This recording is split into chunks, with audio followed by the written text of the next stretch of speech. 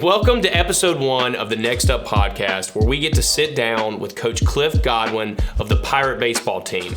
The interview is amazing. It's special. He talks about his family, his upbringing, what makes him itch, his early days as a baseball player, and really what makes the Eastern North Carolina region so special.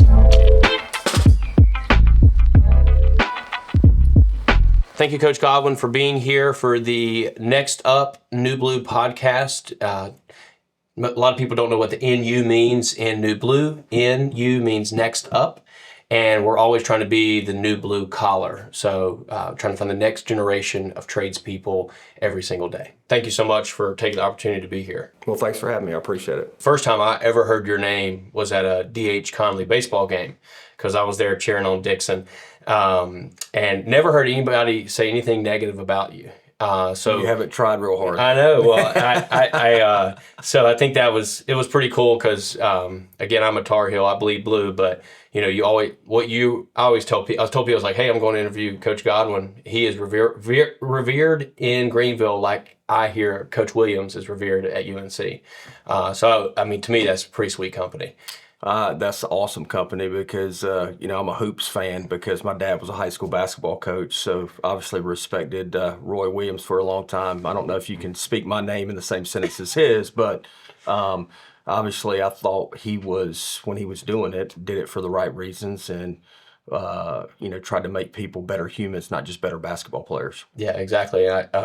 But anyway, I won't talk about UNC. You get me going on a tangent. But you start talking about home. So can you strip back, is Cliff your actual first name? Or give us your whole life story before baseball. Yeah. So full name's Clifford McKinley Godwin, but everybody calls me Cliff. Okay. So grew up in Snow Hill, North Carolina. Mom was a school nurse, dad high school basketball coach, grandparents were farmers. Middle class, loved sports, was in the gym from a very early age with my dad, from probably 2, whenever I could walk, and spent a ton of time in the gym at Green Central High School because I wanted to be Michael Jordan. I mean, that was my dream, growing up. And but played football, basketball, and baseball. I actually was a better basketball and football player than I was a baseball player in high school. Okay. My high school coach, James Rabbit Fulgham, who is in the North Carolina Sports Hall of Fame, had sent guys to East Carolina that were actually good baseball players. And at the time, Gary Overton was the head baseball coach. And he just really twisted Coach O's arm to give me an opportunity to come play baseball at East Carolina. I had some small scholarship offers for basketball and football, but everybody told me that if I were to concentrate on baseball year round, that would be the sport I could be the best in college. My grandparents were huge role models in my life. In the summers, I worked on the farm.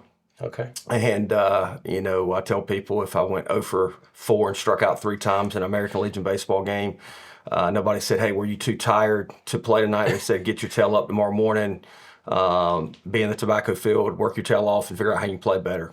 So a lot of discipline and work ethic was taught in my household for sure. And, I wouldn't be where I am today if those things weren't instilled in me. Okay. Is the farm still going? No, my grandparents both have passed away. My grandfather passed away in the fall of 2002. My grandmother actually passed away April 18th of 2020 during COVID. And obviously tough time, but the season had been shut down. So I actually was able to go with my mom over to the rest home she was at. And we were with her when she took her last breath, which is not a fun place to be, but I'm glad I would be able to be there for my mom because she obviously loved her mom and just to have that support system there. Wow, that's a great story. I think what's cool about what we do and what you do is that you have blue collar upbringing and that blue collar work ethic and translated to baseball. So you went off, you left Snow Hill, and then what was the path post Snow Hill? So I came to East Carolina, redshirted my freshman year, and there was a coaching change. And well before social media and all the stuff we have now, and you read in the newspaper and the Daily Reflector that ECU baseball has hired Keith LeClaire. And from day one, he talked about taking ECU baseball and playing the College World Series. So I'm not always the smartest guy in the room, but I feel like I have a lot of common sense. So I was like, I just redshirted on a bad team, and this guy's talking about playing in the College World Series. I better get my crap together pretty quickly, or I'm not going to be around here. So one of my biggest feat was there was 12 in my freshman class. I was one of 3 to make it to the end. Wow. Coach brought a vision here. We weren't good his first year. We're 30-29. They signed their first recruiting class, and then we were number one seeds in regionals for 3 straight years, but couldn't host here at East Carolina because it was Harrington Field. So, hey, probably like D.H. Conley High School is today. It wasn't a very, good facility for a Division I baseball program. So we got shipped to LSU in 99 as the number one seed. In 2000, we got shipped to Louisiana Lafayette as the number one seed, and Louisiana Lafayette beat us, and then they went to South Carolina, who was the number one ranked team in the country, beat them. They went to Omaha. Finally, in 01, which was my senior year, our administration got, smart enough to say, hey, let's host somewhere around here. At least our fans can be there. So we were the 7th national seed overall, won the regional in Wilson, North Carolina at Fleming Stadium, and then played the Super Regional in Kinston, Granger Stadium, and had leads going into the 9th inning in both games and blew leads. And I made the last out in the second game. I was a tying run at the plate, had 15 home runs, and I tell people it's a 1-0 changeup. I was sitting on it. I was a left-handed hitter, and I was on time for it. I just skied it to second base instead of hitting it out. And that was the end of my college career. But it was also the last game Coach LeClaire coached in a uniform as the head baseball coach at East Carolina, because that fall he was diagnosed with Lou Gehrig's disease, and then he was the acting head coach in 2002, but then had to step down because he actually had to be put on a ventilator in the spring of '02, and then he passed away in 2006. Jeez. I mean, it sounds like to me I can almost answer the question, like what your big motivated factors, like you've had these like big break people in your life, it sounds like. Yep. Starting with your grandparents and then your coach. Yep. I think, that's probably why I've heard so many positive things. It's because, you've got that blue collar mentality, hard work, dedication, loyalty. You want people to stay here all 3 years or 4 years, right. Depending on their path, and not chase NIL money elsewhere. Yeah. But before we go more into baseball, what does this community mean to you? And, for you, it's probably east of Snow Hill or the entire east of 95. But like, what does the Eastern North Carolina or East Carolina community mean to you, mean to your family? Well, it means a lot, because I grew up here in Eastern North Carolina, and then went to school here, and then got into college coaching, so I went all over the country, and I went to Kinston High School for a spring, and then UNCW for a year, and then Vanderbilt for a year, and then Notre Dame for a year, and LSU for 2, and then UCF for 3, and then really wasn't looking to leave UCF because we went from rock bottom, coaching change, and then we had built the program up till we went to a regional my 3rd year. It's where I met Jeff Palumbo, who's our associate head coach here at East Carolina. We're both assistants. And Coach Bianco from Ole Miss, called and asked, was I interested in the hitting coaching job at Ole Miss? And I was kind of like, yeah, I'm interested, but I really wasn't looking to move. And then when I went on a visit there, I was like, man, this reminds me of Eastern North Carolina. It's a college town. It's not a big city. Last time we were here, when I was coaching at LSU, there was 11,000 people here at Eli Manning throughout the first pitch. Like, I can see myself. But it was really, and that's how I'm tying into Eastern North Carolina.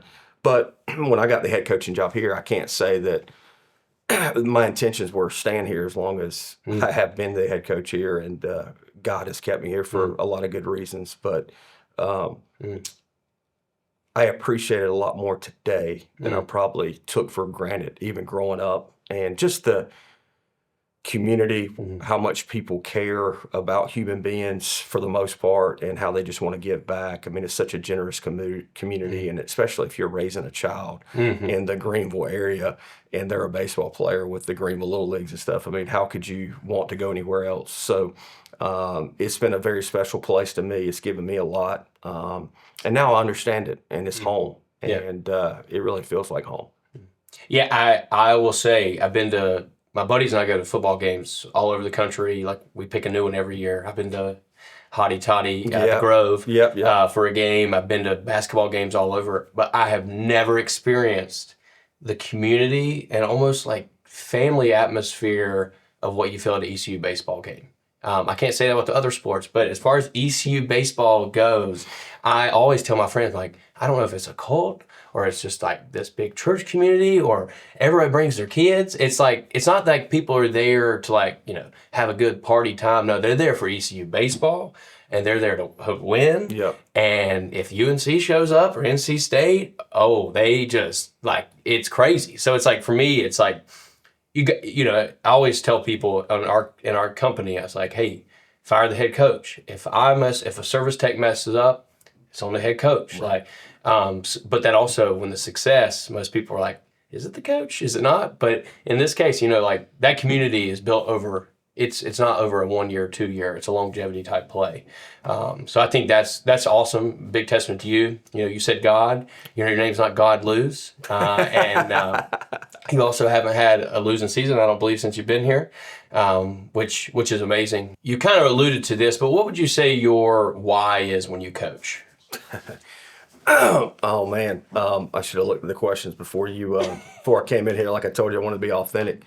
Originally, I would say when I got into it, I wanted to give back to young people like the people that I mentioned earlier in the episode that gave so much to me, from my dad, my grandfather, who, no, he wasn't my coach, but he was the guy that I was in the tobacco field for and helped me learn problem solving from the standpoint of, he would always say, the mule's in the ditch, you got to figure out how to get him out. Now, I'm not old enough to where we had mules. We actually had tractors, but that was his saying. And I always appreciated that because he wanted me to figure out the solution. He knew what route we needed to take to fix the problem, but he wanted me to figure it out. And I tell people the best education that I ever got was in the summer of those tobacco fields, because not that I didn't get a great undergraduate degree and my master's from East Carolina, but just the problem-solving skills of, I had no idea how to fix this issue, but he wanted me to figure it out. To my high school coach who's in the North Carolina Sports Hall of Fame, to Coach LeClaire, Coach Kevin McMullen, who is the associate head coach at UVA, and I'm missing a ton of people that just were mentors to me, and really that's what a coach is. And to now use my platform to spread the gospel and to not force it on people, to try to meet people where they are. That has been really the driving force for me the past couple of years. That's awesome testament. How would you say your faith? Because as a head coach, and as a boss, whatever, parent, sometimes you get stressed to the max, and somebody doesn't do what you say. How would you say you take your faith into coaching? The one thing that has been the biggest adjustment for me is, because when people used to mess up, I used to take it extremely personal, which it is personal because I invest a lot, as our staff does. And, you've got these standards and somebody's not meeting the standard, you're super frustrated. But, it goes back to Adam and Eve. God gave them free will, and we're all sinners. We all make mistakes. Even though my faith has grown a whole lot, I am still a sinner and still an imperfect person. And so are our players, and so are people when they make mistakes. So it's really taking the emotion out of it for me to a certain degree of, hey, these are our standards. You made a mistake, and there's repercussions when you make a mistake, and here it's what they are. And we had a kid miss one of his assignments last week, and he's a great kid. And our deal is, if you miss an assignment, that is, you don't turn in the work, then you go to study hall the next practice. And he comes to my office and is like, Coach, I'm sorry, like the professor's going to give me extra credit. And I said, well, I'm sorry too, but you know what I'm saying? I can't treat you differently than I treated player X, Y, and Z in the fall. So, hey, I'm sorry, you're going to have to miss a practice this week, and you're going to have to go to study hall. We always tell our guys that, our team members, that crap always hits the fan. Personal life, professional life, spiritual life, but it's what you do to clean it up that matters the most. That's right. And so sometimes we use a little bit more flavorful words, but on recording I won't say it. So you kind of alluded to it a couple of times, but most people don't get to spend their days with you. So what's the day in the life of Coach Godwin? Well, like right now, it's obviously game week, which Aaron picked a great time to get me on the podcast, which I chose the date because I always want to help people, but sometimes I don't even realize how busy I am. Yeah. And but like this morning, we had staff Bible study at 8 a.m. I had Pilates at 7 before that. I had a radio interview at 9 a.m. 10 a.m. we had a practice meeting. 10:30 I'm in my car driving to Grimesland to come over here. When I get back in my car, we're going to have practice, so I'm going to change quickly and get in the cages and be out at practice. And then I've got pirate radio interview at 5 o'clock. And after that, hopefully I'm going to get home and let my dog out and unwind and maybe do some self-care stuff of getting in a sauna or doing some stuff in the hyperbaric chamber to try to keep my mind clear. And then I'm gonna hit repeat tomorrow morning. Gotcha. Jam packed, and it went on Friday. That's right. That's right. Your best memory as a coach, what would you say? There's so many. I would definitely say, as an assistant going to the College World Series twice, in 2008 at LSU, going to Rosenblatt, and then in 2014 going to Ameritrade with Ole Miss, hosting regionals here. You've been to, I guess, a State or East Carolina game or a UNC East Carolina game at Clark LeClaire, and you've seen it, but hosting regionals and super regionals here. I've coached at LSU and Ole Miss. There's more people, but it's not louder than Clark LeClaire Stadium when the place is packed. And I get chill bumps talking about it because the fans are just on top of you. And I've said this in a couple of interviews. Carter Cunningham has mentioned it when we had the super regional against Texas in 2022, and they're doing the purple gold chants from the outfield to the stands. And there's like a split second of deafening silence that you could hear a pin drop in between the chants. And you've got, they said 6,000. There was probably more like 8,000 or 9,000 because of fire code and stuff. But it's really special. Yeah, that's awesome. Yeah, I haven't been there for that loud of a chant. I wasn't at that game. I had lots of people because I think it went to like 3 in the morning or 2 in the morning. One of those games. Yeah. I think Aaron missed work for the first half of the day or something like that. So I transition into New Blue. I think the two sports per se, home services and baseball, have a lot of correlation. One reason why we were fans of NIL were because we can find local homegrown people who we can embody them, and hopefully they stay at that school for longer periods of time. And ironically, the two deals we've ever done, Leaky Black and Dixon Williams, both number one, both spent their extended time, didn't transfer out. Right. So we got a good track record. Right. Yeah. On with NIL. So what are your thoughts with NIL as it pertains to the sport? Well, I think NIL, for what it was supposed to be, was a good idea. Mm-hmm. The way it is, I don't think it's legislated at a level that it should be. I mean, there's a lot of conversations or direct messages behind the scenes from boosters or travel coaches or whoever it may be. Travel coaches don't get mad because I don't know if you're but whoever. And, I think it's obviously a very tough thing to navigate for 18 to 22-year-olds because, I can't say that I wouldn't have tried to chase the money. I wasn't good enough, though. Nobody would have wanted me to have an NIL deal until maybe my 5th year, senior year. But, I believe in loyalty and like hard work, and like we try to take care of our guys with NIL. We right now we only have 11.7 scholarships, so we're trying to cover up what some of our players still owe because nobody's getting a full ride. Mm-hmm. You can't have a great team if you're putting one person on a full ride. Mm-hmm. Well, how are you spreading that out over 40 players? So this year was the first year that we ever utilized it, with the portal, and just tried to, if a kid was getting 40% scholarship, then we tried to cover up the rest with NIL with a monthly, deposit. So we want to help families out and just knock out the expenses. What I want is for our guys to have a great experience. That's what I keep telling, like, hey, I want you to have the experience I had as a player. And so when you're 40 and you've got 3 kids and your wife, that you bring them back like my teammates do and go, look at this place. We weren't able to actually play in this stadium, but we were the teams that helped raise the money for Clark LeClaire Stadium, and how much pride my teammates have.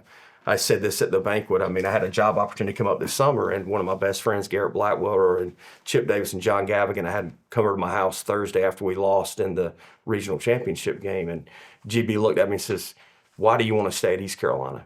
Because obviously the other place is going to offer me a lot more money. And, on the surface financially, you're like, you're an idiot for not, taking that job. And I said, because when we host regionals and super regionals here, and you guys are here, my teammates are here, and you're making sure I get fed after the game, whether we win or lose, happiest time of my life. And he looked at me and goes, sounds like you got your answer. Yeah. That's pretty special. And you have that root of your grandparents and your first coach at East Carolina. I think that there's that, we always say you got that chip on your shoulder to make it to that. Right. And, to accomplish that. Because then at that point, it means much more than it means to a coach that's just hopping around for dollars. That's right. That's very powerful. So relating to New Blue, how was your experience with New Blue as a customer? We get to do these sometimes, like video Google type reviews or video reviews. So how was your experience with New Blue? Like, what happened at your house? The first thing I will say is this past fall, our team had an NIL opportunity, and Toby and Aaron were actually there. And Toby's just talking to me how proud he was of Aaron. And he said, man, he's just been way more successful at this than probably I thought this early, just in the time constraints. And I said, well, what's his key to success? He says, doing what he says he's going to do for every customer and just being there for them and being on time.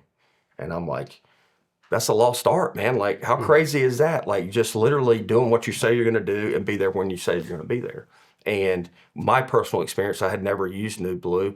And then all of a sudden, this past month, I'm like, man, I have got no hot water. And so I'm like, well, I'm going to, find out if Aaron can help me out.